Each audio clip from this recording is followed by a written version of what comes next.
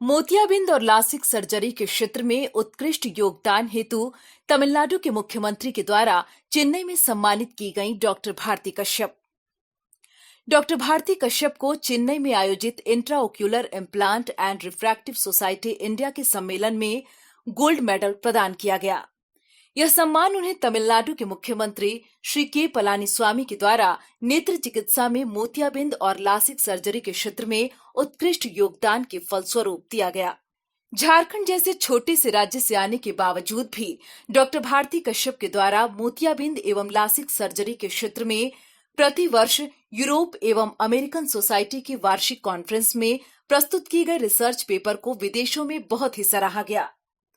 Doctor Bharti Kashyap ने American society के वार्षिक कॉन्फ्रेंस सैन डिएगो 2019, वर्ष 2018 में वॉशिंगटन डीसी, वर्ष 2017 में लॉस एंजेलिस में कई रिसर्च पेपर प्रस्तुत किए। यूरोपियन सोसाइटी के वार्षिक कॉन्फ्रेंस 2018 में वियना, 2017 में लिस्बन, 2016 में कोपेनहेगन, 2015 में बार्सिलोना में रिसर्च पेपर प्रस्तुत किए। यूरोपियन सोसाइटी के 14 सितंबर से 18 सितंबर तक पेरिस में आयोजित होने वाले वार्षिक कॉन्फ्रेंस 2019 में 3 रिसर्च पेपर प्रस्तुत करने की स्वीकृति दी गई है। चेन्नई में 6 से 7 जुलाई तक आयोजित intraocular implant and refractive society India के सम्मेलन में चिकित्सकों ने मोतियाबिंद सर्जरी, लासिक सर्जरी और विभिन्न प्रकार के रिफ्रैक्टिव सर्जरी को सहज बनाने पर चर्चा की। लाइव सर्जरी के माध्यम से भी चिकित्सकों ने अपने सर्जिकल कौशल का आदान प्रदान किया। फेमटो लेजर से मोतियाबिंद ऑपरेशन एवं ब्लेडलेस पद्धति से लासिक लेजर पर भी चर्चा हुई। विदेशों एवं देश के कोने कोने से आए हुए प्रख्यात नेत्र चिकित्सकों ने अपने अपने सर्जिकल कौशल की विधि को साझा किया।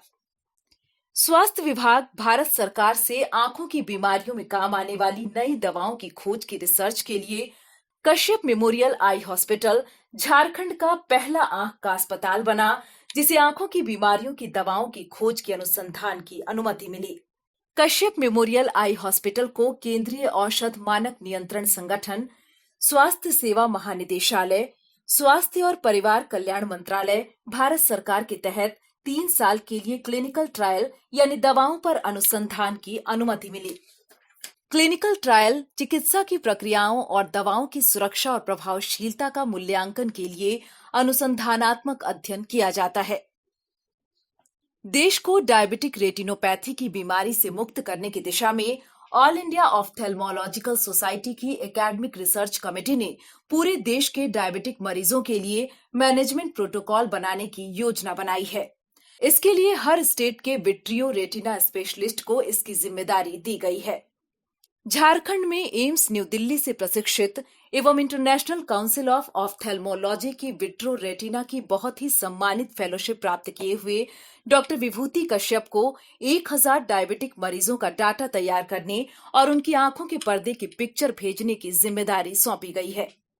इस अनुसंधान में मरीज की आंख की रोशनी, मरीज की कामकाज, तंबाकू का सेवन, शाकाहारी या मांसाहारी भोजन, उनकी उम्र, उनकी आंखों की अन्य बीमारियां, शरीर में मौजूद अन्य बीमारियां, डायबिटीज की पहचान के समय, उम्र, ये सारे आंकड़े दर्ज किए जा रहे हैं।